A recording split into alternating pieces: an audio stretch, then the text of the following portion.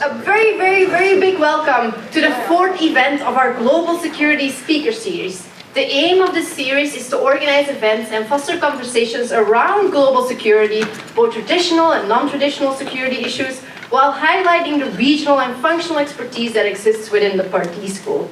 And so for today's event, I would like to thank the Center for the Study of Europe and the Dean for supporting it, as well as Elizabeth Armien and Ashley Bermudez for the practical organization of the event. And so it is my great honor today to introduce today's speaker, Michal Smetana. Michal Smetana is an associate professor at the Faculty of Social Science at Charles University. He's also the director of the Peace Research Center in Prague and the head of the the experimental lab for international security. Wow, I dropped over that one. He's previously been at CSAC at Stanford University. He's been affiliated with the Stockholm International Peace Research Institute and the Peace Research Institute in Frankfurt. His main research interests lie at the intersection of nuclear weapons and world politics, arms control, disarmament, norms contestation, frozen conflict, and experimental methodology. His work has been published in some of the foremost journals in political science, and today we'll be hearing his newest book project, which is Contested Nuclear Taboo in the Third Nuclear Age. And so I'm really excited to see what you're going to be presenting to us. So just to get a lay of the land, we'll be listening to about 40 minutes to your presentation. Then we'll be doing Q&A, so start thinking about questions that you'd like to ask our phenomenal speaker. And then afterwards, from 6 to 6:30 p.m., there's an opportunity for a more informal conversation with the speaker about other parts of his research, questions you didn't want to ask here in the big group, or any professionalization questions you have. And this will be led by two of our student ambassadors, specifically Dylan Durman and William Fuller, and thank you for volunteering for that. So with that, and please take it away. All right. It should be all right, probably with a microphone, but if it's problematic to hear me, just let me know and we can try it with it. But first of all, thank you so much for inviting me. We met with Sanne in Prague a couple of months back, right, when she was presenting her research, so I'm glad that I could come here and repay the favor in a way. So thank you so much for that and for inviting me. It's a pleasure to be with you here tonight. What I'll be presenting is my new book project.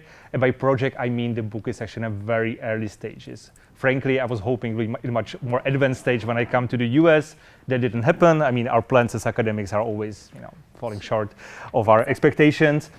But it's a project I'm kind of excited about. I recently signed an agreement with Stanford University Press for this book, so I'm kind of now forced to deliver in some reasonable time. And for this, I need feedback. I need ideas, and I'm happy to consult it with you. So, I mean, most of the time, this will be like a research presentation of what I have so far. I will try to tackle some of these issues in a more, let's say, broader perspective, but I'm totally welcome any questions that are related to the subject because they can be super useful for my work. I already presented this thing for the first time today at Harvard and got some amazing feedback. I have like 10 papers just like full of notes. So I'll be collecting all of this and then use it for my own work. So thank you so much in advance for any comments, questions, or ideas that I could use.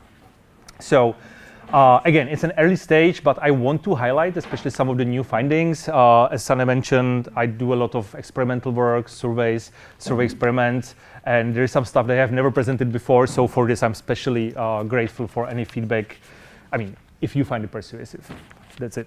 So the nuclear taboo. I was told by Sanne that actually like at least half of this room had a lecture on this subject this week. So I probably shouldn't go into too much detail, but like more generally, it's an issue or concept that basically anyone who has ever studied academic takes on nuclear weapons probably encountered. The concept itself is relatively old. I mean, it was referred to already during the Cold War, but it was in the 1990s when my amazing colleague Nina Tannenwald from Brown University coined it as a concept that could be used in academic work, and also made sure that basically anyone in academia knows what it means.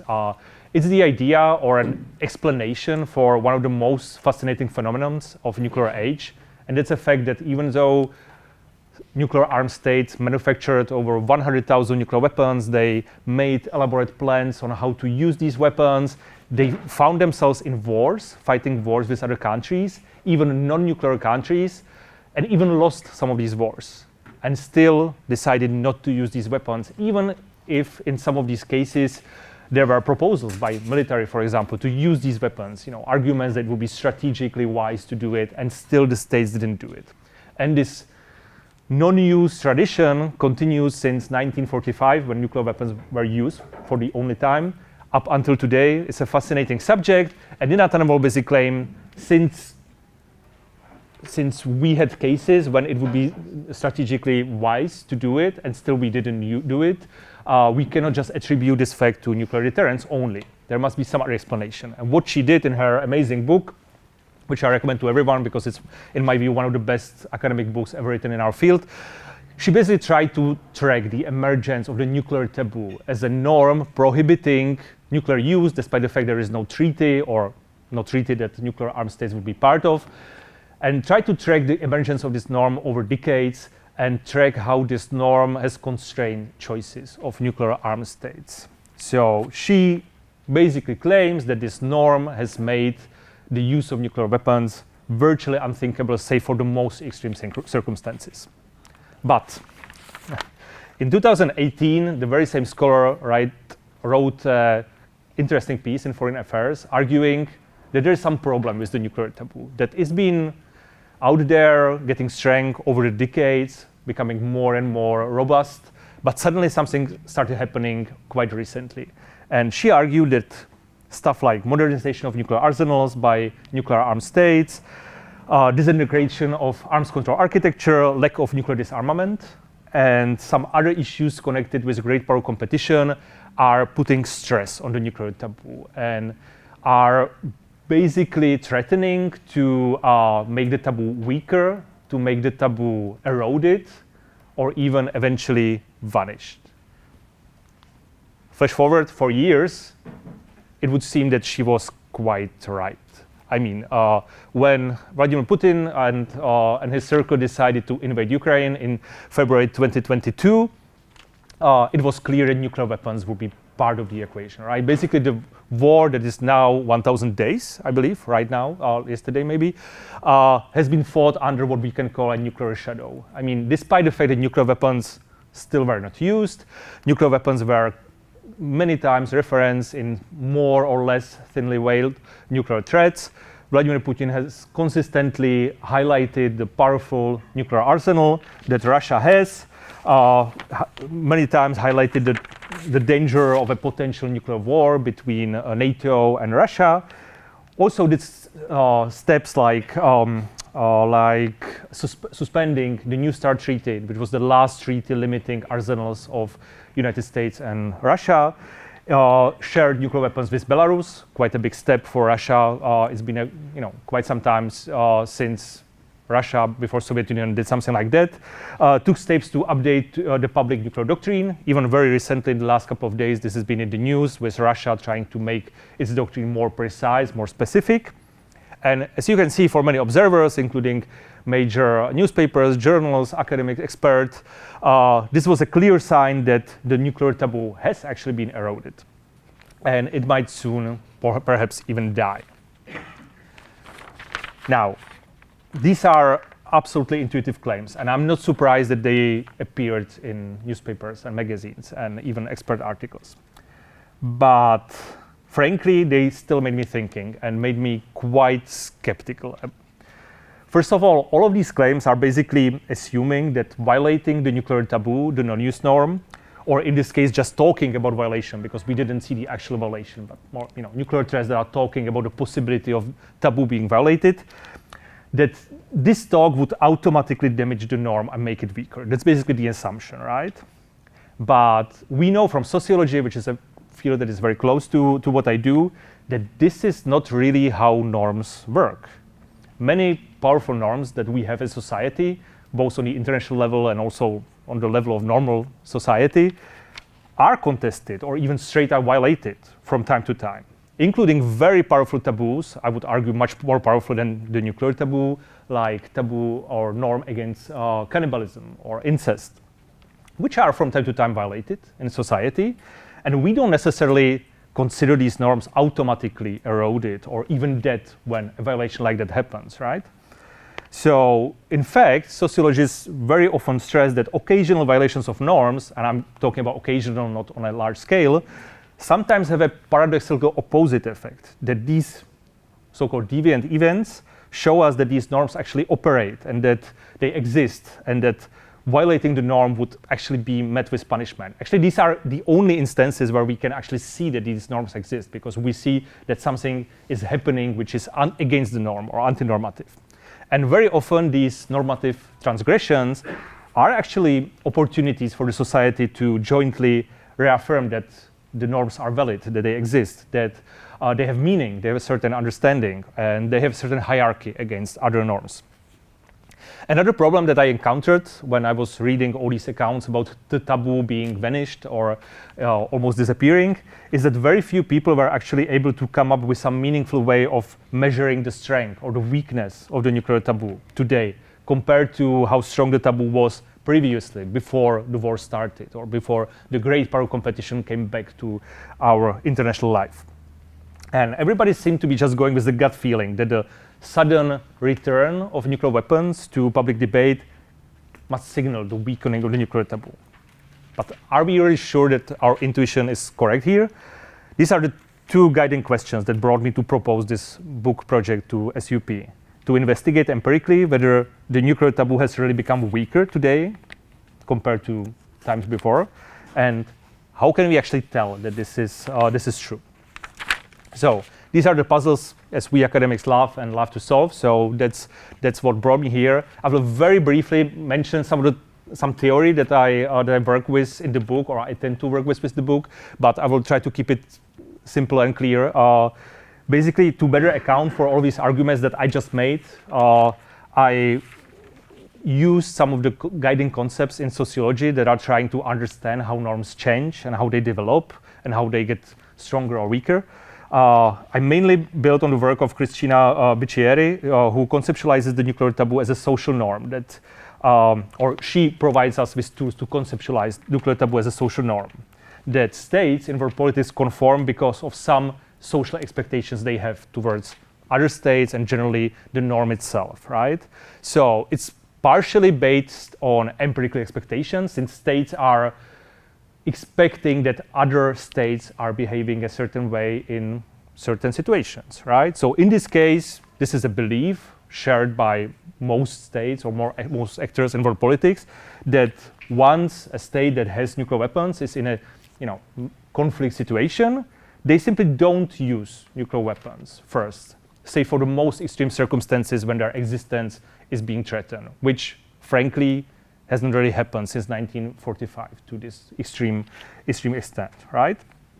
And they don't do it despite the fact that the nuclear use would provide them with some strategic advantage. The other set of expectations is normative, that we also expect that the other states expect us not to use our nuclear weapons first, and that if we would do it in a conflict, that such a use would be met with certain punishment, that other countries would not look at that lightly and they would take relatively radical steps into punishing us, right? Would be willing to do so. And then there's something that we could call ontological expectation, which is really about the nature of how we understand nuclear weapons. And here the key distinction is that nuclear weapons actually represent a very unique class of abhorrent weapons that are inherently and qualitatively distinct from conventional weapons. And it's not really about how big a nuclear weapon is or how much yield it can produce or how many people it can kill. No matter how small or large, basically any size of a nuclear weapon is totally distinct from any number of conventional explosives, and it's like qualitatively something very different. So these would be like three sets of expectations that states generally have in order to perceive the norm as existing and strong and valid, right? The argument is that the way that states behave and speak can change these social expectations, and therefore they can affect this norm strength as the world politics develops, right? This is very much in line with all these arguments about the tradition of nuclear non-use by Scott Sagan and TV Poll and others, who actually highlight this interactive nature of the norm, right? That we hold up to the norm also because we believe that other countries hold up to the norm. So the argument is that if some states engage in some anti-normative behavior or speech, they open what we could call a contestation space. And within this contestation space, there's a potential to change the norm through changing the social expectations that I just outlined there. And through that, make the norm stronger or weaker, more precise or less precise, relatively more important than others or less important than others. The argument also is that this anti-normative behavior, when you look at the diagram, does not automatically weaken the norm. But the key to understanding of what happens with the norm is how the society, in this case international society, reacts, how the states and other relevant actors respond. So again, the argument is that if we see that people don't punish anti-normative behavior or even follow it, or that expectations or attitudes of people towards the norm change, that could be a potential signal that the norm is weakening. That's for sure. If you would one day read a news in the media about a case of cannibalism in the city, I mean, it's an extreme case, but if you would see that other people are following up on this behavior, and some people are actually condoning it, other people start talking about that, that might be actually like cool way how to make your daily food portions much more interesting and richer. I mean, that would probably be like a nice signal that the norm is weakening and perhaps disappearing. But if there's a backlash against this anti-normative behavior and people can see that the norm operates as it should, it's more likely to be reaffirmed as a result, because that's exactly the case when you see these high-profile, cases of norm violation, and most people just react this revulsion and, actually think and talk about this as something that we really shouldn't have in our society, right? So this is the idea. Now, if we go back to the war in Ukraine, so when Russia invaded Ukraine, something happened for sure, and I absolutely don't contest it. And this is that what we can witness, or we could witness, is the increased salience of nuclear weapons in world politics. Nuclear weapons are suddenly, or were suddenly, everywhere, right? A simple Google Trend search, which is on the top right, like a quick screenshot, shows that there was a renewed and very massive sudden interest in nuclear weapons and nuclear war. And 3 decades after the end of the Cold War, these issues once again became the subject of a public debate. I myself, when the invasion of Ukraine started, was probably interviewed in the first 5 months of the invasion more than for the whole of my career. I mean, suddenly all the media were interested in nuclear war, nuclear deterrence, possible nuclear use, scenarios of nuclear use, nuclear doctrines, nuclear effects, all of these things, arms control. Suddenly, for most of my life, all this subject I was studying was this obscure hobby that my family was making fun of, right? And suddenly, we are having these dinners with my grandmother, and she's like super interested in what she should do if there's a nuclear explosion and how to deal with that. So suddenly, even that became like not only a subject of public debate, but a very like personal debate. Like almost every researcher studying nuclear weapons encountered that. That's absolutely true. The question for me is what is happening right now with the higher salience of nuclear weapons in world politics, if this also impacted all of these empirical, normative, ontological expectations about nuclear taboo as a social norm, and if we can actually claim that the norm itself has become weaker. Because what I argue is that these two things are not the same. So very quickly, basically in my book, I have 2 perspectives of where to find evidence and what to look for. One of them is more on the macro level. By macro, I mean that I'm looking on what states do and say as actors of world politics. I'm trying to look at how they respond to this anti-normative behavior that Russia has been exhibiting, whether they respond with their own anti-normative behavior, threats, etc., and rhetoric, or if they actually affirm that the norm is valid and that it exists. I'm trying to study if they express willingness to punish the transgression or allow them, like basically signaling that this is not such a big issue, right? Especially comparatively to what Russia does in Ukraine, which is there's a lot of other anti-normative behavior, including attacks on civilians, civilian infrastructure, crimes, war crimes, etc. I'm trying to also study if they challenge through conventionalization this boundary between conventional and nuclear weapons. If suddenly this barrier or this boundary is becoming weaker, if suddenly maybe non-strategic nuclear weapons are understood in a different light than they were before. And again, for this, what I need to look for are practices, discourse, initiatives, rhetoric, behavior of states, IOs, and other relevant actors. But I'm also trying to study on a micro perspective, to open this black box of states and look very, very deep on the very micro level and look at what people, individuals think, right? What's going on in heads of individuals. Are individuals now more likely to view nuclear use as a legitimate military option, which might be the case if nuclear use would be normalized, right? If they are now less likely to expect that some third party would punish their country in response to nuclear use. If they are now less likely to perceive this categorical distinction between conventional and nuclear weapons. And for this, we need some other tools. And for this, I'm mainly using surveys and survey experiments and try to look at what's happening in this very micro level. So I will give you some very preliminary findings. I will mostly focus on the micro ones, but let me start first with elaborating also those on the macro level. I would argue. I would argue that we are actually seeing some trends. Colleagues of mine from German Institute of International Relations and from my own Charles University, we are now putting together a very long and complex report and data set, which is trying to track all the Russian nuclear threats and all the responses. And some of the patterns are kind of clear.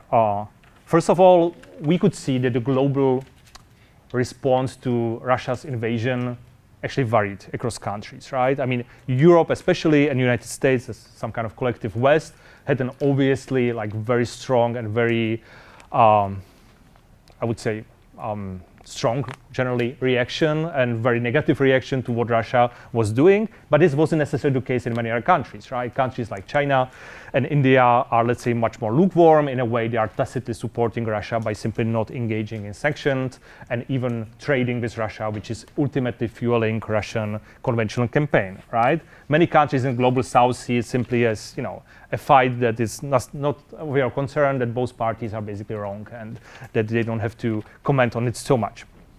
That's not necessarily the case with the potential nuclear use, right? When it comes to US, United States basically said from the very start of the Russian operation that they wouldn't put boots on the ground, that they wouldn't engage militarily, that they would support Ukraine as long as it takes, but they wouldn't necessarily engage themselves. But they, throughout the past 1,000 days, they made one clear exception. Once there would be any kind of nuclear use, no matter how powerful, no matter how, to what target it would be directed, this would change everything and signaled very clearly that in that case, US would become conventionally engaged in the conflict with Russia, right? But we also saw a very strong signal from countries like China and India, but also Brazil and a number of global south countries. With these countries basically allowing this campaign to go, but signaling very strongly, both privately but also publicly, that the use of nuclear weapons, this is a red light for them. This would mean that they would stop any support to Russia and they would basically change their policy completely. They made very clear that they are uncomfortable with Russian nuclear threats, and that nuclear taboo violation would be met with punishment from their side. Overall, what we can see globally is that the norm against nuclear use was since then validated a number of times, many countries, but also together, but also separately, basically claim very strongly that this is the guiding principle of world politics, and they wouldn't mimic Russian behavior, right? Like NATO, United States didn't engage in parallel nuclear threats. They actually tried to tone down their rhetoric a lot, despite the fact that it provided Ukraine with lethal assistance. We could also see a lot of sanctioning from the West, but also punishment signaling from non-Western countries, basically saying, okay, if this happens, if the line is crossed, if the threshold is crossed, in that case, we would change our policy and there would be a strict punishment. we could see this reaffirmation of the conventional, unconventional boundary in which United States, but also other countries made very clear that it doesn't matter how big non-strategic nuclear weapon is, or if there would be merely a demonstrative nuclear strike, any nuclear use would be strategic and it would totally change the equation. And we are talking about conflict where there are hundreds of thousands of people dying over these 1,000 days. So there's a lot of violence taking place. But basically, this is the claim that this particular act, no matter how big or small, it would completely change the equation. What we could also see is an interesting alignment between deterrence and nuclear taboo. Originally, Nenad Tannenwald actually claimed that, surprisingly, these two concepts, these two ideas, these two concepts that are guiding world politics are actually not necessarily in a conflict, but they are in a certain way reinforcing each other. And Russia, especially after October 2022, when it was the most intense time of the war, went to great lengths to actually align most of his nuclear threats with his official doctrine, with its nuclear policy, right? And basically try to signal very strongly that even in a Russian view, the taboo is there, and that they are actually using or maybe misusing the nuclear taboo as a concept in order to strengthen their own deterrence threats. Finally, there is a process that I called in the book counterfunctional strengthening of the norm, which is basically the idea that if you go very back to the whole story of how the nuclear taboo developed, if you go, for example, in the 1950s to the Korean War, when Nenad Tannenwald especially wanted to demonstrate that taboo was getting strength and it was actually existed, she didn't highlight the moments when nothing happened, right? She highlighted the moments when nuclear weapons were considered seriously, that moments when nuclear weapons could have had some kind of strategic effect, when nuclear use was proposed seriously, but the states didn't do it. And for her, this was exactly the moment when the world could see that there is some kind of norm operates, when in the Korean War, there was a proposal by General MacArthur on the side of the United States to use nuclear weapons strategically, militarily, against targets, especially in China, in order to bring the war to conclusion and to US victory. For Nina, this was really the case when the taboo was getting its strength by by nuclear use not being activated, and the whole world seeing that, there is some kind of barrier that states are not willing to cross. And the argument can be made that if we actually survive this whole crisis without nuclear use, which I really hope I'm right on this, because that would be very problematic if I'm not. But if I'm right on this, most likely this would be the case that one day would be looked at and understood as a case when nuclear non-use norm actually operated, because there is a good case to be made that actors in world politics, especially United States, took the potential Russian use very, very seriously.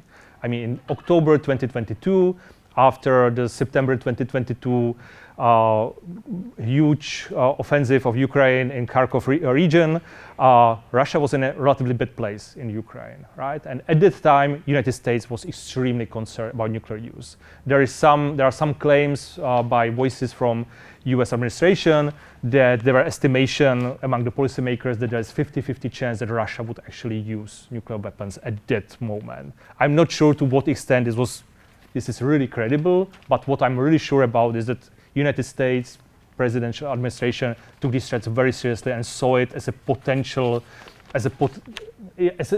course of action for Russia in this war, because Russia was really struggling with the fact that Ukraine was gaining ground again and Russia was losing its newly conquered territory. Eventually, what we could see was United States making a lot of signaling towards Russia. We saw China and India making a lot of pressure on Russia not to do it. And we could also see that Russia eventually decided for a different course of action, which would be calling for a partial mobilization and basically solving the issues through other very painful politically course of action, but a different one nevertheless. So one argument could be made that this is really the case when we could show that the norm somehow operates. And I'm not really claiming that Vladimir Putin or his circle would be motivated by motivated by some moral concerns about Ukraine casualties, but they would be very much concerned about the political effects, which is really what norms do, right? They create additional political constraints on states. So now, going through the micro perspectives, we did a bunch of surveys and survey experiments that replicated some of our own earlier work in this area that took place before the war, and then we did similar surveys and survey experiments after the war to see if public and elite views on nuclear weapons changed. Before I go to them, we still have time for it, before I go to them, I want to address one concern that many of you would likely have, and that basically everyone who has ever did some survey experiments on public samples encountered. And this is if the public really matters in these cases, right? This is everybody who has ever submitted an article with survey experiments on public sample has encountered this argument. Why do you study it? It's states who are deciding it. It's high elite decision makers. The public doesn't matter in these decisions. Originally, Nina Tannenwald actually claimed otherwise. She claimed that the public opinion was one of the key forces that established the nuclear taboo and is keeping it alive. But still, I mean, these arguments, I'm encountered them many times over the past 10 years. So very recently, like 2 months ago, we, and by we I mean Stephen Herzog, Lauren Sukin, and Marek Branka and Ondřej Rosendorf, we made a team and we decided to collect data for a paper that we should have written 10 years ago. And we are still sorry we didn't do it, which would be showing that public opinion on nuclear use is also influencing decision makers. So what we tried to see if all these like public opinion polls would be relevant for decision makers when they are deciding on nuclear use. Obviously, we cannot make a live experiment, and luckily we don't have the power to do it, but through survey experiments, we actually fielded one on a relatively large sample of US and UK government employees, in which we asked them to put themselves into the shoes of presidential advisors or prime minister's advisors in case of UK. And we gave them a number of different scenarios where nuclear use was considered for different reasons. In this case, I'm showing results for the survey experiment where we were providing scenario on Iran's major chemical strike against US allies in the Middle East and against US forces in the Middle East. And we were basically trying to find out if, when we vary one small aspect of the scenario, and this is what the public thinks about nuclear use, if this is also changing the responses. And you can see here, we actually found that in all of these cases, once we moved from low support, which is the yellow bar, to violet bar, which is the high support for nuclear use, the respondents were more likely and statistically significantly more likely to advise nuclear retaliation on Iran for chemical use. They also were more convinced that their leader, prime minister or president, would be more swayed by public opinion in these cases, and generally that their decision making would be impacted to some extent by public opinion. We also did, for example, this is an experiment where we were describing a situation when India was attacked by Pakistan and there was a nuclear use, and Indian prime minister was considering nuclear use. We also tried to find out if these threats are more credible when some countries have population that is in favor of nuclear use or opposing nuclear use. And we found that actually this also has an effect of credibility, that states evaluate the possibility that nuclear weapons would be used by third party more likely if they see that there is a public opinion in favor of it, which I think give us quite a good credibility that at least to some extent, even these public opinion experiments and survey have some value for studying nuclear taboo. Now, this is one of the first from the series of experiments where we replicated our earlier findings. This is the one from Russia, which we are, let's say, most interested about because we wanted to see whether Russian public that is now watching like almost every night all these late night TV shows when they are talking about the possibility of nuclear use, if their views of nuclear weapons change as well, right? If for example, by normalizing nuclear weapons in public discourse, they would be more open to support their government using nuclear weapons. What we found in this recent survey, the original one was 2021, so shortly before the war. The new one was now in June 2024, was that there's basically no change. Actually, when we collected the data, the difference was not only not statistically significant, but it was like a difference of less than 1%, which is basically non-existent. Over the course of these 3 years, despite like nuclear weapons being brandished a lot in the public debate in Russia, basically Russians haven't changed their views of nuclear weapons use at all. We also try to see, because in the original experiments we did in 2021, we were studying the possibility of Russia using nuclear weapons in a war with NATO, or these escalate to de-escalate situations that you have heard so much about before. So we wanted to see if, for example, it would be different if Russia would be considering nuclear use against Ukraine. If there would be the scenario when Ukraine is trying to attack Crimea and liberate it, Russia would be forced to withdraw forces, and basically there would be an argument that if Russia doesn't use nuclear weapons, it could lose Crimea forever. And despite the fact that we made very clear that Russia would be defeated in this scenario without nuclear use, basically there was no difference. The same number of people or the same proportion of people would approve of nuclear use, which was around 30%, and majority of people would be against it and preferred losing or risk losing war rather than seeing nuclear weapons being used. Some of you might argue, and it's a fair argument, to what extent we can actually trust Russians to be truthful. We did a lot of work on this over the years to make sure also that all these surveys are safe with respect to them, because we were very concerned at the beginning of the war that if we would replicate the survey right away, it would be a little risky and we are putting people into danger. We did a lot of work on this also in cooperation with one, maybe the only one, the last one, independent polling agency in Russia that still operates there, to ensure that this is safe for the respondents. But the important thing is that even if there would be people who would be trying to say that they support nuclear use just because they are concerned about being punished by saying no, because in our scenarios it's government is proposing nuclear use, it would actually make our case even stronger, right? So if there would be more people supporting nuclear use, we would see even smaller percentage of people who would be against it. Now, this is a study that is fairly similar in the United States and United Kingdom. What we did differently was that we were trying to follow up with the very same people that we interviewed in 2021. So we just took the same samples. This is the reason why we have the sample size is so small, because for this test you actually don't need many people because you are already controlling for other factors that are there. And again, basically, statistically, there was no change since 2021 up until 2024. The support for nuclear use was basically identical.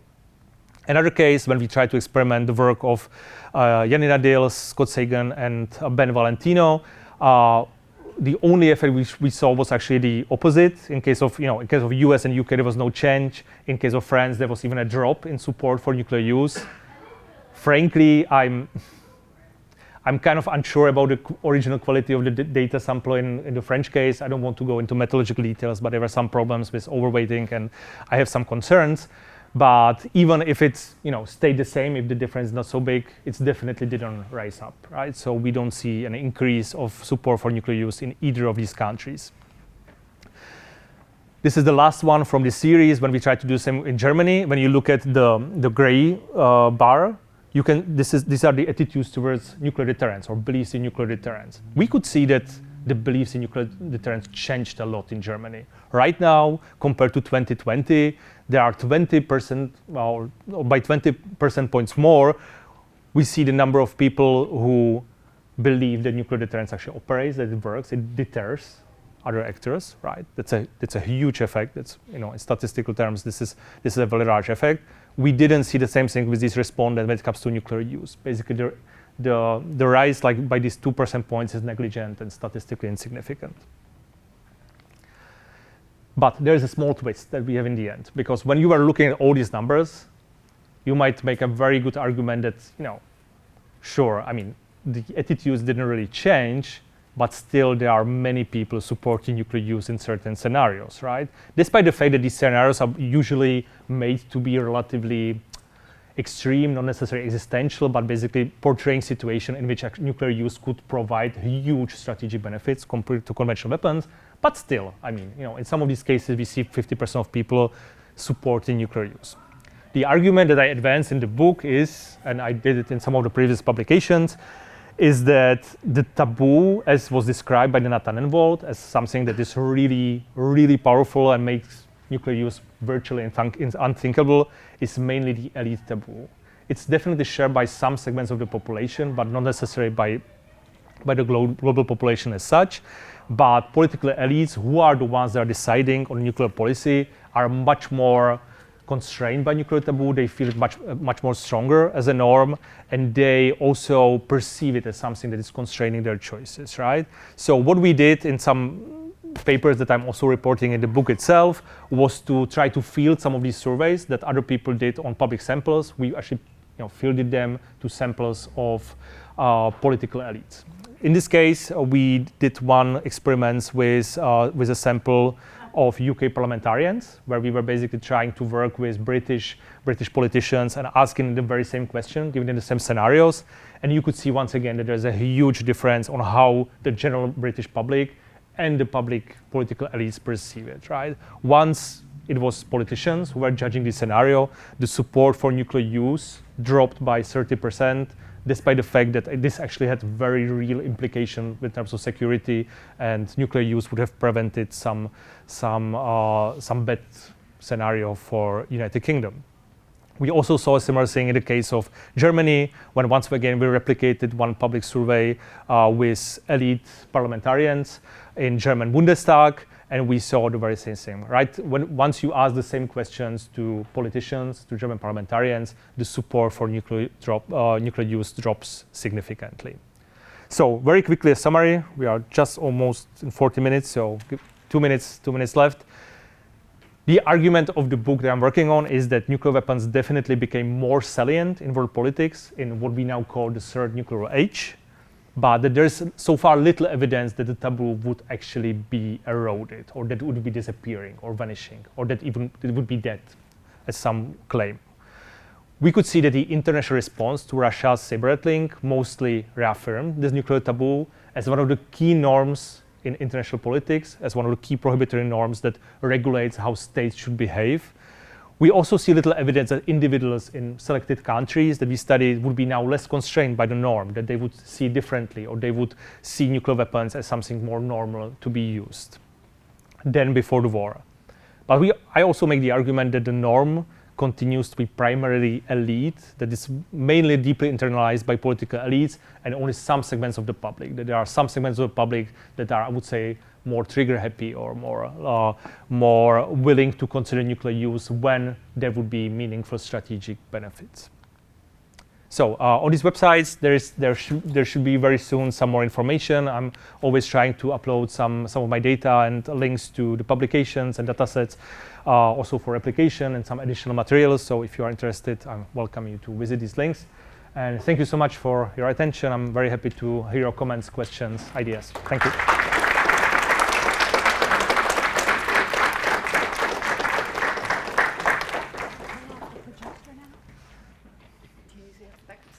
Sorry? Backup slide? No. Okay, that's like it. Okay, so this was absolutely wonderful and thought-provoking. So I'm sure there are going to be many, many questions from our dear distinguished audience. And we've already got one. Please identify yourself before asking a question. Thank you. I'm Richard Rosen, retired, but I appear at many of these events, as Elizabeth knows. I basically agree with everything you're saying. I'm probably the only one in the room that's actually lived through the entire nuclear era, but I think you're absolutely right. If nuclear weapons weren't used in the Korean War and say the Vietnam War, they certainly would never be used afterwards. I mean, the US military does not want to use them. Maybe you need to do even a little more research, quoting military documents and CIA documents. Maybe you've done it, but clearly, they're unanimously against using nuclear weapons unless the U.S. mainland was attacked. And the only other objection I would have, which is minor, but you might want to go into further, is the distinction between nuclear weapons like a big bomb, that's megatons, or a little field, artillery shell that's nuclear.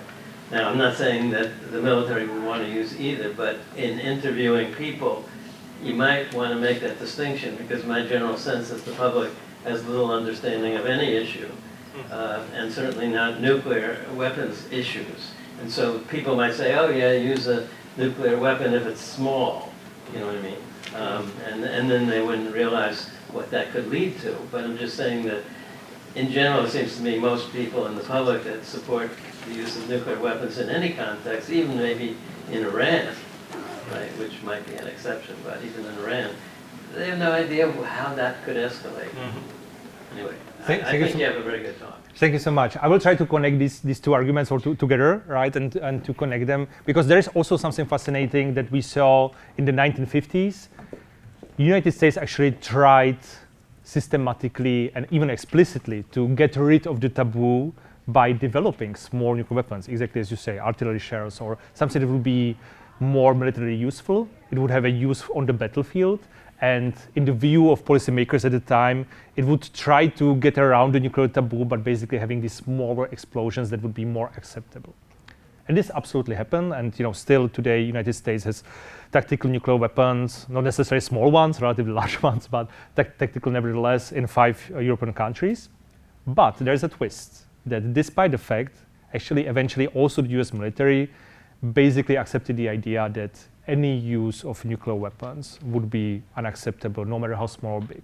Actually, in the past, I would say 10 years, there are a number of high-level military ranking people on the record, including Stratcom commanders, that are very explicitly state all over again that no matter how, if we call these weapons strategic or not strategic, tactical or megaton level, any use of nuclear weapons would be considered strategic and would basically change the equation, right? Even a relatively small, non-strategic tactical use against a, kind of limited military target in Ukraine would be basically considered a major violation of the taboo and bring us to the new reality. So even the military itself is actually trying to, despite the fact that these small weapons were developed before, is trying to now come back from this distinction and basically say, any use would be unacceptable and morally reprehensible. Yeah, but otherwise I absolutely agree.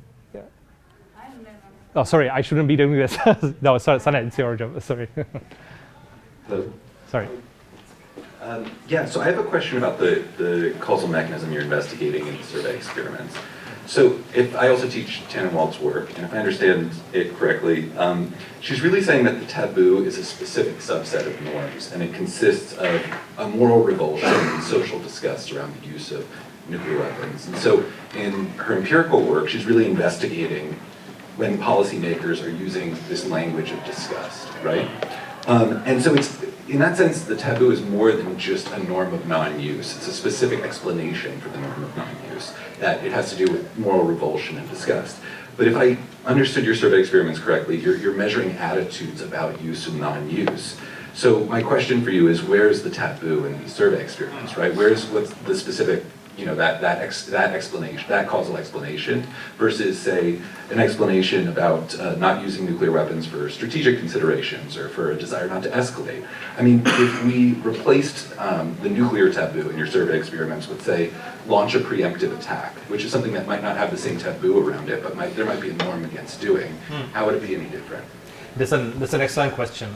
Frankly, what I would now do is to partially refer to this whole debate is taking place for a very long time between Nina Tannenwald and all of her critics, right? Like people like Scott Sagan and TV Poll and others, who sometimes I feel are speaking over each other. I was actually consulting it with Nina at some point, and we agreed on this one, that for people like Scott Sagan or TV Poll, this is really about this interaction, right? They call it the traditional nuclear use. That is basically about seeing other countries not using it is what's keeping the norm alive, but that it's not like a very deeply moral issue or deeply internalized.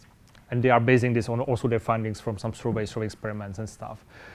It's true that originally Nina actually had a very explicit conceptualization of moral revulsion that is really making you disgusted by the very idea, but the problem is that, or the argument can be made, that it's simply not shared to the same extent by most states and most people, right? I mean, within all populations, there are most likely some segments, and we can actually find it in some surveys when we ask them for reasons and we try to manipulate different factors, that have very deeply internalized this norm, and basically they are absolutely refusing any nuclear use under any circumstances, whatever strategic advantage would be there.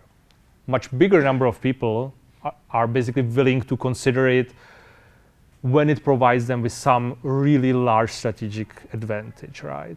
So what basically the idea that I'm working with, and I've also consulted with Nina a couple of times recently, is that this strategic interaction aspect is actually like probably predominant in interactions. I mean, there are many countries who simply don't use nuclear weapons, or many policymakers or many individuals who are against nuclear use, and their expectations are driving this aversion also because the expectations are based on what other states are doing, and there is a small segment of people that internalize it much deeper as a moral revulsion, but it's definitely not predominant. That would be my response, I guess. So it's not like a unified causal mechanism. Also, if you ask people and try to vary different factors, different people have slightly different reasoning. So for some people, it's like a really very deep moral issue that basically they don't want to transgress, and they would probably support nuclear use even if there would be, if United States, for example, would be the only country with nuclear weapons, right? And there are other people who are much more, let's say, driven in their acceptance of the norm by what they expect about other states too. So for example, if we would be suddenly in a world where other countries would be considering or even directly using nuclear weapons for strategic benefits, they would be much more open to approach the norm differently, right? Because not every norm is based on this deep moral revulsion. Actually, most social norms are based on expectations, what others do and how they follow norms and what they expect in terms of your own behavior. So it would be like a mixed bag, in my view. Is that something in the direction that you were asking about? I would say that, again, like for the causal mechanism, when it comes to individuals, we do, I don't have the data here, but we have it in some other publications. We do test it, and Scott Sagan and others did it as well. And sure, I mean, Scott is basically trying to make an argument. People care about reputation as a strategic factor, right? This is what he claims. But it's, again, it's some part, maybe dominant, but anyway, it's some segment of the population that he's studying. And also, I mean, they care about the reputation also because they understand that other people care about the norm being violated. So they don't want to do something that would basically make this moral opprobrium from other sides or other people. That's maybe how I see it in terms of the mechanism that is behind it. Great. Over to you. Hi, my name is Brandon Sullivan. I'm a second year PhD student here. Also do some work with survey experiments, so really, enjoyed your talk. It's just sort of this question about, so, I share sort of like your business, sort of like, can't find the term right now, but sort of like this sort of idea of like using public opinion and how sort of, you could call it maybe noisy that might be sometimes, oftentimes because public might not exactly know exactly what we're trying to ask.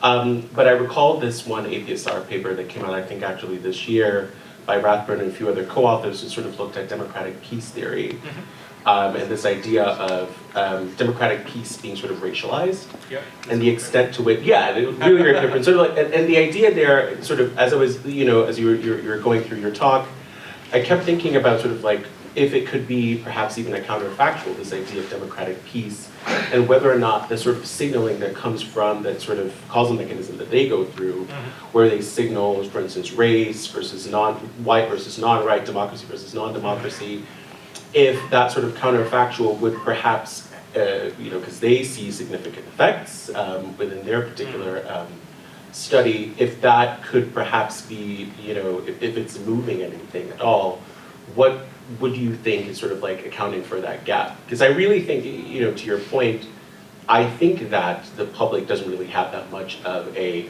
strong sort of attitude towards a nuclear taboo. And I think the result from the elites was pretty interesting. We could talk about it on the side. But at least on the sort of the democratic peace theory angle, I'm still trying to piece through how they got that result and how that result would reflect in a counterfactual should you be controlling for, say, democratic peace in that sort of survey experiment as well. Yeah. Interesting. And are you also interested in this racialized dynamics within? Right. Yeah, so, because I think one of the things that they do is I think they use India as one of the cases actually. and sort of announcing that India was a racialized democracy. And then using other names, other democracies that were sort of non-democracies. Just the intuition there, I was really curious as to what you thought about that. Interesting. I mean, we didn't do it. I mean, I came across the paper quite recently and I found it fascinating. So, and we might actually consider somehow accounting for this. I think that, yeah, I mean, the whole story about under what circumstances this would be more or less permissible, what would people feel appropriate, needs some further digging. In fact, when it comes to all these racial or race aspects, I'm not sure if you encountered, but we published a forum on nuclear taboo a couple of years back where Nina also provided, I think it was her only intervention with respect to Scott Sagan's work, where I mean she many times communicated privately, but it was the only time when she actually provided a very specific critique of what Scott Sagan did. And she actually made this argument, right? She basically said, yeah, guys, but you are actually measuring this on a condition when nuclear weapons are used against terrorists, which are super dehumanized category of people. You are also measuring it, with respect to brown terrorists in the Middle East, which in the mind of many Americans, this would be the prime targets for this. And if you would actually study it in some other context, which would be maybe along the lines of fellow democracies, white people, you would suddenly see a very different effects. That was her argument, right? To be fair, we didn't vary this aspect that much. The problem is that very often in these survey experiments, the people who are running these experiments are trying to provide scenarios which are at least somewhat plausible, because frankly, they are very often not very plausible generally, and they are trying to find at least some cases in which the public would be, or individuals or elites, whoever is doing the survey, would be yeah, I can actually imagine that, right? And it wouldn't such a huge threat. We didn't only use Middle East. I mean, in my work, we had experiments when nuclear use was considered against North Korea, for example. So it absolutely did. And to be fair, for example, Scott Sagan had some experimental work on trying to vary whether the use is against Muslims or Christians, right? So, yeah, I mean, so there was some work on that done, but we didn't explicitly test for this factor. But it would be interesting, and I think that there's a big area that we can dig into. Thanks for that. Okay, I want to get a sense of how many questions are in the room in order to organize. So if you have a question, can you please raise your hand so I've got some sense. Okay, so we've got a couple more to go. Yes, over to you. Hi, my name's Paul, and I'm just an undergraduate. I know this wasn't the main topic of your presentation, but the title slide made reference to the quote-unquote third nuclear age. I just wanted to ask how you make the distinctions between what I'm assuming exist as the first and second nuclear ages, as well as how this third nuclear age relates to the topic of the erosion of the nuclear taboo, or just the nuclear taboo in general. Thank you. Thanks for that. That's a very good question. Okay, this is my distinction, and it might be, I mean, it can be contested by others who are using this term, which again, I mean, it's a label that we somehow decided to apply because we feel that something really did change, but it's not universally accepted, at least not yet. My understanding what is driving the third nuclear age and what differentiates it from the second one is really the time when we started understanding world politics through the prism of this renewed great power competition.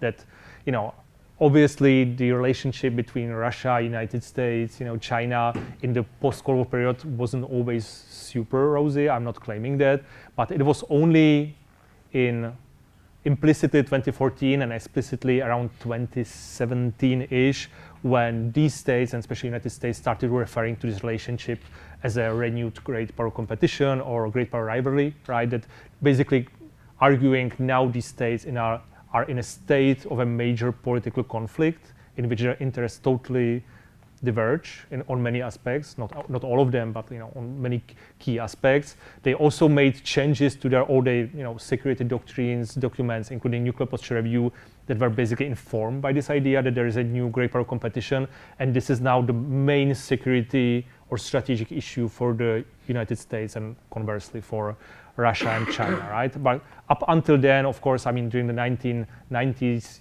it was all this discourse about rogue states being maybe the core issue in world politics, or core security issue for United States.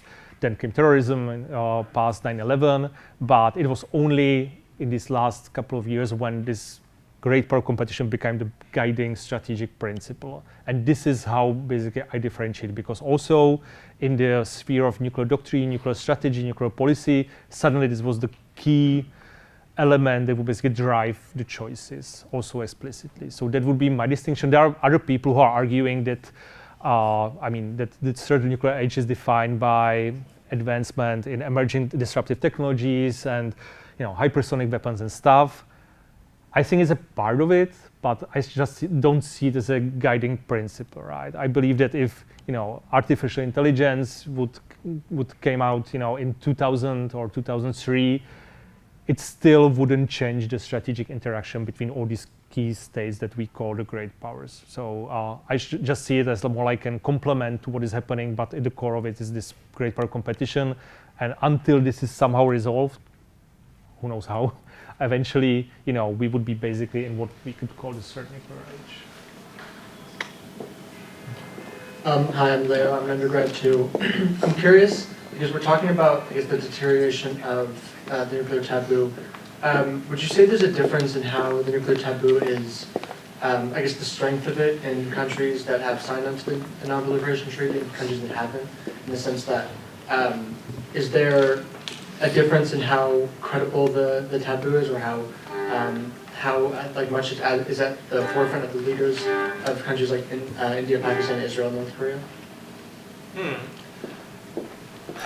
For many practical reasons, it's very difficult to basically find out what these countries and their leaders think, right? In case of Israel, there is the official policy, Amimut, when Israel is not officially even consider itself a nuclear armed state, right? They are not admitting nor denying that they are a nuclear armed state, so there is difficult. We do have some evidence for the public things, and we know from Scott's work that Israeli public is by far the most hawkish from all the countries that have been surveyed so far. We really don't know how elites see it, even if we can probably make some fair assumptions. Again, when it comes to North Korea, that's obviously very difficult to find out. We basically only have the official doctrine or the official communication, which is partly signaling towards the West, partly towards its own population. Interesting case is obviously India and Pakistan, right? And again, it would be unlikely to claim that these countries are not constrained by nuclear taboo at all. We do have some hints to how some of these decision makers think, especially from India, but frankly also it's quite hard to distinguish this from this mutual deterrence relationship they are locked in together. So I would say that the evidence gathering from these countries is fairly difficult.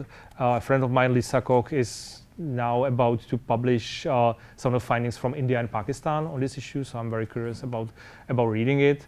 I think it's fair to say that not all countries or populations are basically perceiving it the same way. To a large extent, there are hugely important cultural and social factors, general in terms of norms and their localization in different countries, different regions. So it would be surprising if this wouldn't play a role at all. So yeah, we have basically very, very limited evidence to claim. The bad thing is that I would actually love to do surveys or experiments in India and Pakistan, and we might. The problem is that I don't have the data pre-war war, so it would be very hard for me now to claim whatever we find is that if this actually changed from before the war in Ukraine. That's very hard to say. Hi. Oh, turn on. Oh, there we go. Thank you so much. My name is David. I teach high school history, and I advise journalism at a nearby high school. I'm trying to take in what you've been saying, and I want to feel optimistic based on your studies that the red button won't be pushed. One of my questions, though, for you, and I have a whole bunch, but my main one is, isn't a lot of this also contingent on the individual, not the nation, the person, like, for instance, Putin, who has his hand on the nuclear button? I know he's posturing, at least in my opinion, from lowering the nuclear threshold, but I don't think, for instance, this is my opinion, Putin is dissuaded or not one way or the other by any taboo, by political taboo or any individual taboo on nuclear weapons. Doesn't the threat of the lack of rational thinking or rational beings in charge of ultimately pressing that button, how does that factor in? I mean, yeah, you know? I have I have potentially bad news because and this is an argument that will sound strange, right? There is not a linear, in my view, there is not completely linear relationship between the probability that nuclear weapons would be used and the strength of the nuclear taboo. And I will try to explain why this is, I understand this is not intuitive, but I mean, all these norms, however taboo it is and however constraining this is, these are still probabilistic factors, right? I mean, these are, let's say, additional constraints on states, individuals, whoever the actor is, and they are making some behavior extremely unlikely. We could still use the term virtually unthinkable, but virtually unthinkable doesn't mean that this cannot happen. We can imagine very much dynamics in which the probability of nuclear use would be actually getting higher. That doesn't necessarily mean that the nuclear taboo will be getting weaker, right? Because we could fairly argue that the likelihood of nuclear use right now is higher than 10 years ago, right? Probably nobody would contest it. We have no way of measuring it. I mean, altogether, like trying to, do some meaningful probability estimates when it comes to nuclear use is quite difficult because we don't have any empirical data points from the past that would help us to estimate this probability. So sometimes this is like leading to very meaningless discussions whether this is, less than 1%, 2%, 5%, what it means that, what number would be like for us to consider this seriously. But in any case, we can imagine situations in which the probability of nuclear use is getting higher, which actually forces other states to kind of reinforce the taboo and, kind of reestablish it. But it still means that, the chance that nuclear use would take place would be there, right? And Nina Tademo in her book was studying how the taboo was getting stronger throughout the episodes. Like I already mentioned Korean War, but then we can talk about 1960s and the Cuban Missile Crisis and 1973 and the Vietnam War when there was also like an idea that United States could use nuclear weapon for some strategic effect and other episodes like that. But these were also threatening episodes in which we actually take seriously that nuclear weapons could have been used under some circumstances. It was just unlikely, right? And thinking probabilistically, we cannot really reject it. We could safely say that the norm against nuclear use, as we understand the social norm, as it operates, it's probably making additional constraints on this Russian decision, right? So, for example, Vladimir Putin is clearly very concerned about public opinion when it comes to mobilizations. Like he did it only in a situation that was really super necessary, and actually didn't do it in other instances, but it would make a lot of like military sense. But he didn't do it. But when it comes to nuclear use, it's clear that he is concerned by the political consequences. I don't see into his head. I don't think it's necessarily a moral revulsion against when it comes to nuclear taboo, but it's definitely perceptions that other actors in the system are, have certain expectations and there will be political consequences.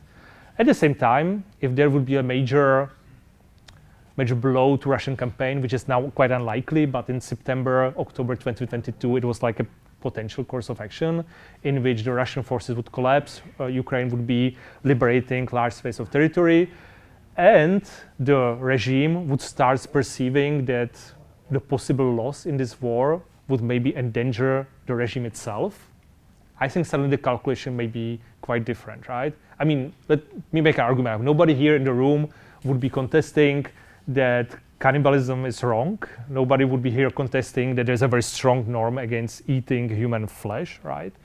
And we don't really, see cases of cannibalism as something that would, be weakening the norm. Of course, we can fairly imagine a situation in which us and our family becomes, on a deserted island, and the only way of, surviving another week would be eventually eating another human body that would be dead all the time. Is there a revulsion? Absolutely. It's very hard to think about it, but if you seriously ask someone what they would do in this situation, when it comes to self-preservation, there are other norms that operate, and also some intuitive and affective and emotional reactions that we have to this situation that would guide us to transgress the norm, right? Maybe it would be difficult, but we would probably do it. At least we think we would do it, right? So when it comes to survival and when it comes to special regime survival, that would most likely trump the, no pun intended, that would likely trump the concern about political consequences, because if the regime would be threatened directly anyway, the calculation might be different. So actually, I don't want to make the argument, and I don't believe it, that however strong the norm against nuclear use is, that this makes nuclear use completely impossibility. I think it's still a possibility. I was more concerned definitely in fall of 2022 than I am now. I think that right now it's extremely unlikely, but we can at least imagine a pathway that leads to nuclear use, unfortunately, however strong the taboo is. Sorry, I don't have better news. So I have 2 more questions already, but who else is on the list? Okay, good. Then we're going to go question by question. Here you go. Hi, my name is Grace, and we actually have an op-ed for class coming up, and so I'm really interested in the theories of nuclear deterrence and how the nuclear taboo plays into that.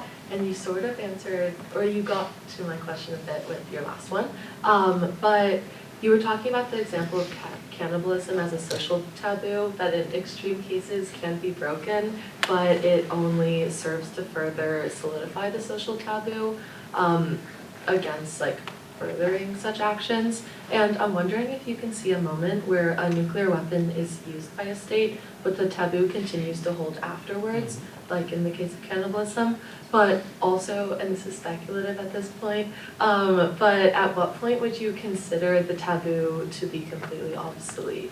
Mm-hmm. Yeah, that's a great question. So you are writing the op-ed, or? Yes, we are. Okay, yeah. Yeah, they have to write an op-ed on a contemporary nuclear security issue. Yeah.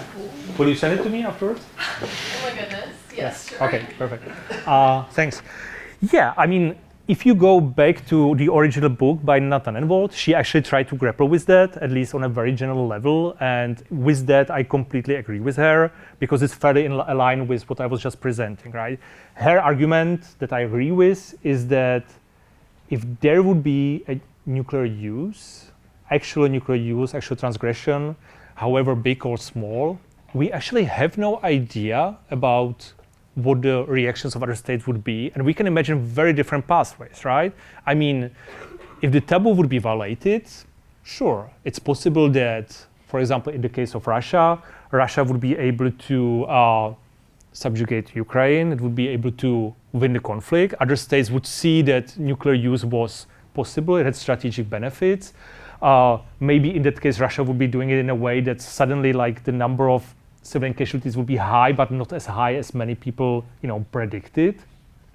And suddenly many individuals, organizations, states would be basically changing their expectations, basically understanding, all right, it was obvious that the nuclear use could provide strategic benefits. Now other states are taking their lessons that maybe it actually makes sense to use nuclear weapons in order to pursue their strategic goals. And maybe we'll be in a world where, the taboo would basically would be much weaker or cease to existence, and states would be considering this much more often as a potential option to do, right?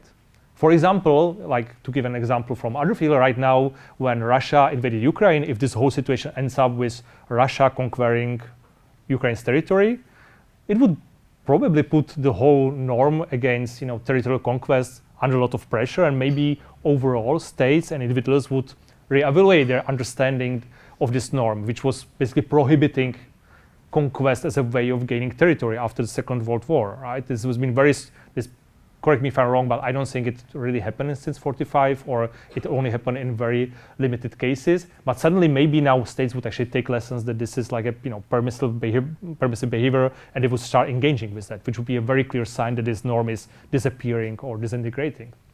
But when it comes to the violation of nuclear taboo, I think we can imagine a very different trajectory of history. We could also imagine that, for the first time since 1945, there would be nuclear use, which you would see in the media. Suddenly on CNN, there would be colored pictures of, incinerated bodies, terrible human toll, disastrous humanitarian and environmental consequences, that people would be horrified by what happened. It would be a very different feeling than just watching Hiroshima, Nagasaki, black and white 1940s pictures and videos, and suddenly this would be live on your screen, giving you very different emotional reactions. And the argument that also Nina made, and I would agree with that, is maybe there will be a situation when states, public organizations would be behaving differently. They would be actually pushing the governments to ban these weapons, right? There would be like a new push for disarmament because it would gain a political momentum. I'm definitely not arguing it's a more likely action than the first one that I tried to outline. I'm also not definitely arguing that we should pursue nuclear use in order to advance disarmament. Not at all. I don't think it's a good strategy to achieve nuclear disarmament. But I think it's like a fair argument to be made that it really depends how states and the publics in different countries would react to this new fact, and we can see very different reactions. And I think it's very hard to say a priori in advance what the reaction would be to my argument. I know that's not very predictive to say what would happen, but I think like on the conceptual theoretical level, we can really imagine very different courses of action that would lead to very different policies and to very different state of the norm in the end, right? The taboo could actually be bolstered by that, even if it's very hard to look at it this way from this standpoint. Okay, so first, and then we'll come to you. Hi, I'm Mary Nelson. I used to be a member of the Center of Research on Women Franchise. I was wondering, I remember the 50s and the horrible stuff we had about sitting on the desk. And there was all this propaganda from the press and from everywhere else that that was going to be a bomb here. And I think that can be started by the press. I think the press has a big thing to do with it. I think if Russia is higher on the people that were behind the bomb, I think it's true in the U.S. It's just in the New York Times. They just had an article about that. Russia is threatening to bomb.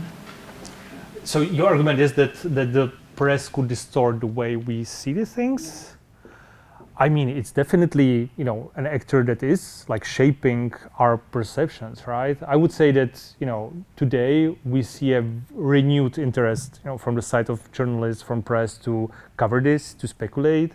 It's interesting that, journalists are now rediscovering a lot of stuff that was happening in Cold War, which would be also my argument that this world we are seeing now is not necessarily completely new in the way of how we understand nuclear weapons, nuclear use. It's basically like we are reliving some of the themes that were already there before. We just, they just stopped for a while, right? I mean, we had this relatively short break between the end of the Cold War, between the beginning of the 1990s and circa 2014, 15, 16, in which nuclear weapons were basically like out of the public debate, but also media coverage, also from the journalists' attention.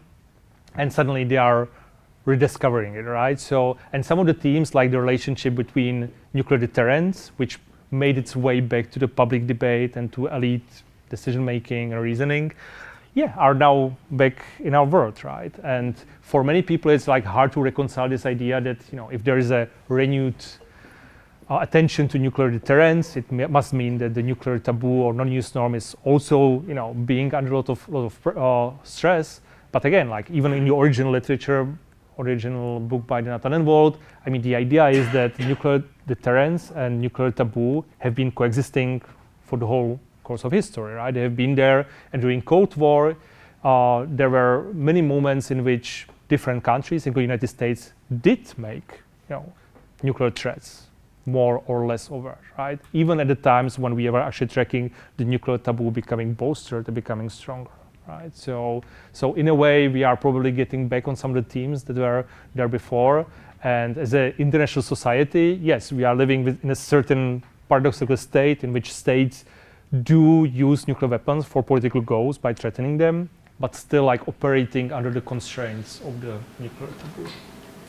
Okay, so we've reached almost the end, and we've got 2 questions left. So I'm going to ask both to ask the questions, and then afterwards, after you've answered the questions, there's an opportunity, or some warm cookies that have arrived, and there's an opportunity to have a more intimate conversation about your talk, about your other research, and about like being a scholar in Europe and other and how you went about doing your career. So I'm going to combine both questions. First up to you. Thank you. Hi, my name is Gerhard. I'm a visiting scholar here at WU and a PhD candidate in Darmstadt and Europe. And my question, I wanted to bring in, thank you for the talk, I wanted to bring in strategic considerations to you. So in exploring the taboo or the norm as in relation to how likely it is to use a nuclear weapon, what role does, for example, in the case of Russia and Ukraine, that if Russia were to use nuclear weapons, that there would be no mutual assured destruction? Because as you said in your talk... Against Ukraine? You mean against Russia. So there would, as you mentioned in your talk, the United States and the Biden administration has made clear that they would not respond nuclear. But whereas in scenarios like the Cold War, when everyone was sort of toe-to-toe in the inner European German border, that if one would do one thing, there would be definitely the escalation towards mutual assured destruction. So how do you react to this, that sort of in the case of Russia, Ukraine, that's driving the ultimate risk perception? Thank you. I'm going to collect our last questions. Hi, I'm Deidre. I'm a master's student here at BU. So your entire your entire talk today was on social norms and taboos. Specifically within the Ukraine-Russia conflict, though, like taboos have already been broken, especially with how Putin has been posturing lately. But this morning, the United States authorized usage of landmines. So they're sending them to Ukraine, breaking like a massive international taboo on the use of anti-personal landmines.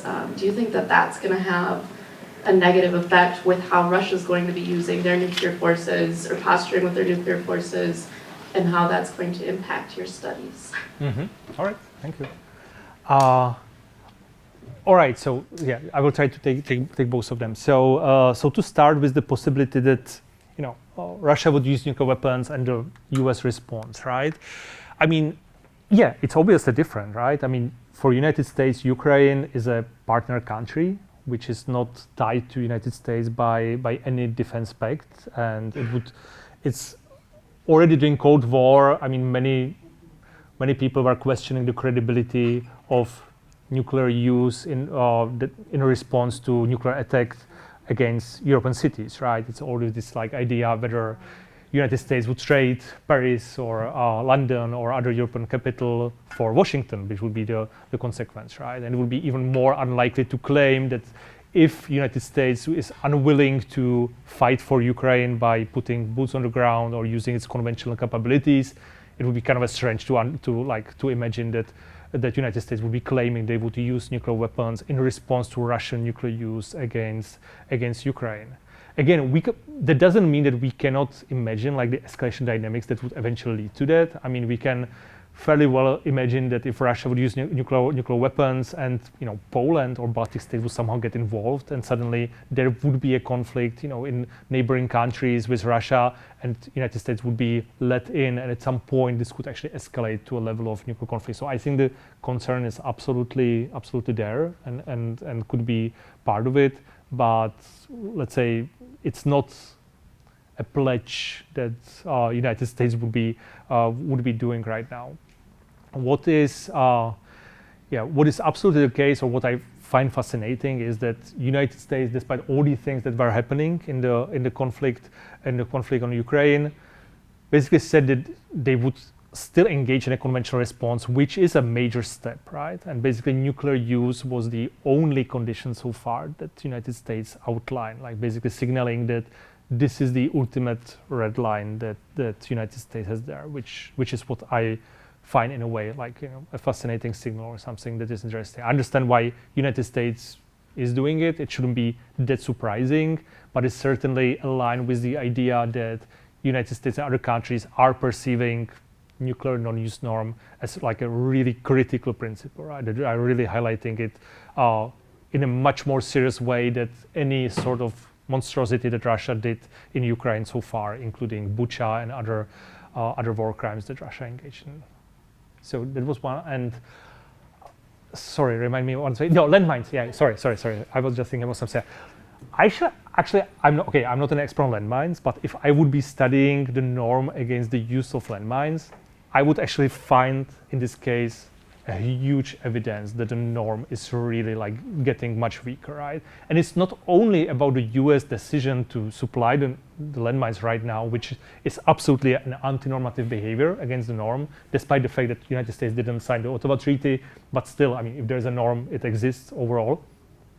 But also how like generally other states and people are reacting to, right? When I'm talking to people from the military or like expert community or even individuals in my own country, I mean, landmines is like a no-brainer. It's like, yeah, sure, I mean, we kind of established that this is, this is prohibited, but truth to be told, I mean, in this case, I mean, it's really like separated and it's becoming more and more understood as basically like a regular weapon, which actually has meaningful tactical use.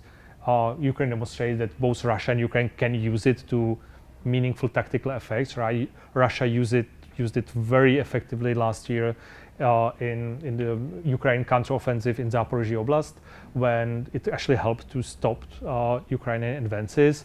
And my feeling is that unless there would be like a new revolution against landmines in the aftermath of the conflict, when there would be, small children dying because they were stepping on landmines, which is what happened in Cambodia and former Yugoslavia and other places, that might still lead to like the new kind of humanitarian push to ban landmines again. But for now, I think like the expectations of people and states across the world is like, yeah, I mean, we are back to using landmines and we can see that they are like militarily effective, and that when United States is supplying them, I mean, sure, there are some protests, but they are relatively weak, right? We don't see it. I don't see it like much too strong. So I think that would be actually like an opposite case, using the same framework that I'm using here, is to show how this norm is getting weaker. That doesn't mean it's forever or that the dynamics couldn't change, right? It's a social process. It's not a something automatic or definitive. It's a social process that is operating. But for now, I think the norm is getting weaker. And honestly, I don't know how Russia would react to it, but I don't think that right now it's even like Russian main concern. So yeah, I think the issue of ATACMS missiles permission is, let's say, more politically salient in the Russian discourse. So letting us go on the note that we can all contribute to the strengths and weaknesses of these international norms, particularly the nuclear taboo. I want to thank our speaker, Michal, for an excellent talk, excellent Q&A.